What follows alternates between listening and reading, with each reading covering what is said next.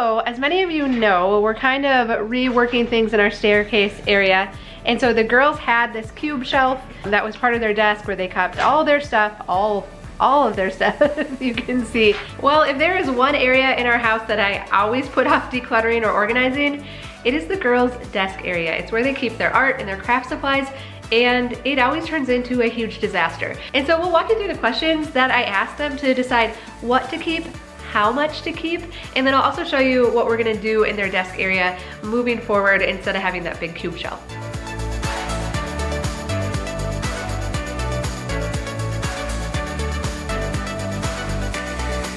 Well, hi, I'm Dawn from The Minimal Mom. If we haven't met before, I'm married to Tom and we have 4 kids ages 5 through 10.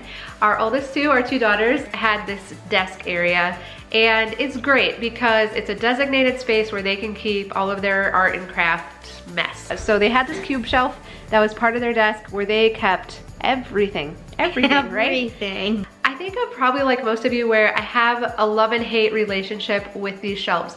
It's really hard to find good organization. So I think that's why many of us end up with those shelves, but they're still just mediocre at best, right? We put the doors on top, which helped a little bit because at least you couldn't see the mess then.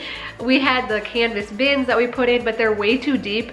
They hold too much stuff, and so the stuff at the bottom, I mean, you never see it again once it goes in. We're gonna reconfigure it a little bit. We got some drawer sets from IKEA, so they're gonna have those instead with their desk. So what Adeline's gonna do now is simplify her stuff here, get rid of stuff you know you don't need anymore, and try to get everything to fit in the drawers that are gonna go in your desk. So we got 2 sets of these 5 stacks of drawers, and I like it because it holds less, but it actually still holds quite a bit visually because it's gonna keep the space more open. You know, our house really isn't big, and so I like that it's just gonna be a flat desk now and it's not gonna have the upper levels of shelves. The girls are totally on board with it and they're excited about it, and they, like Adeline said, it feels really good to get rid of all of this stuff and to get it organized again.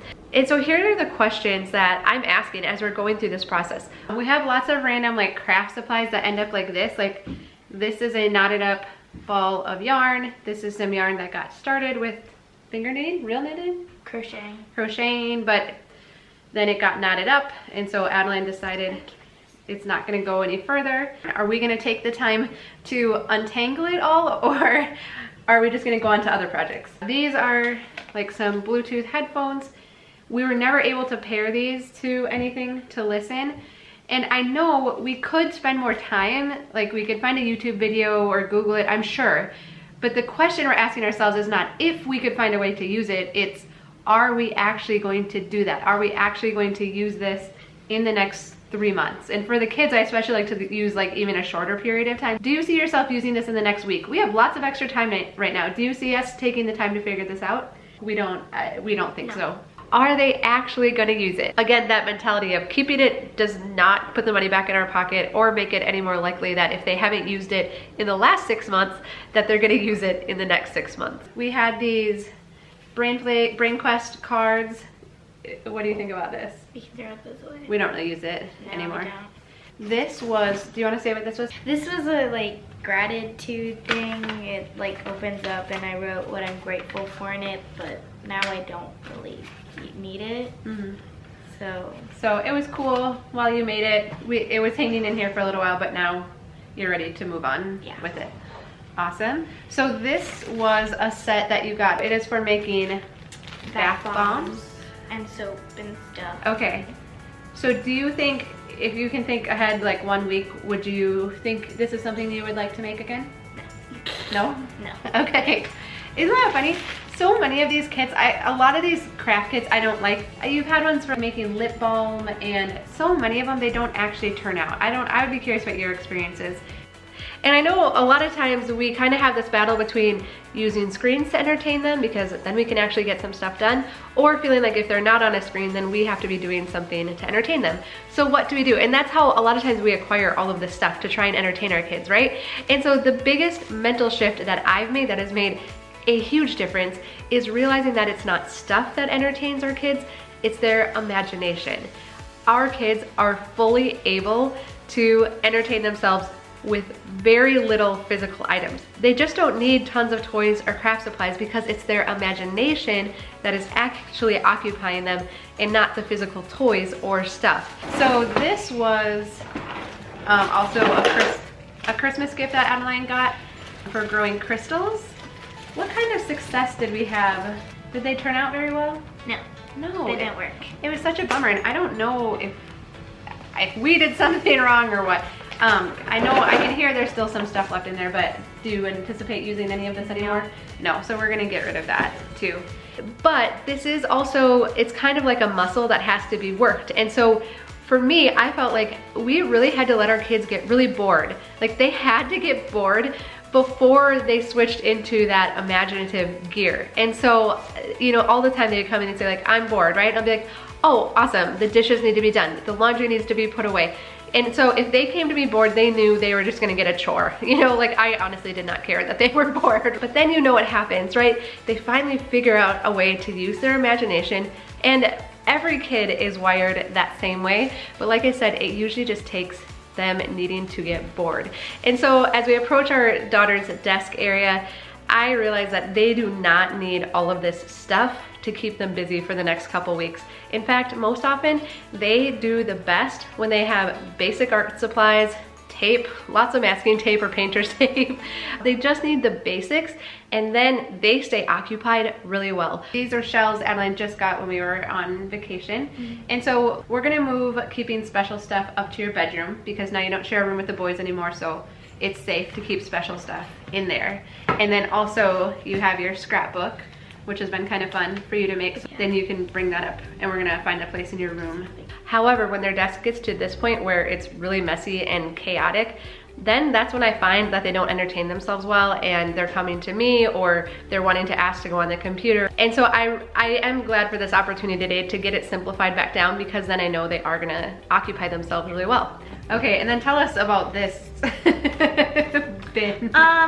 So I started making like peep clothes and stuff, but then I didn't have all the materials to actually finish the peeps, so they just kind of sat in there. So peeps are like little people that you can make and then you make clothes for them and stuff. Yeah, we got like these wooden beads for heads, but they were like way too small.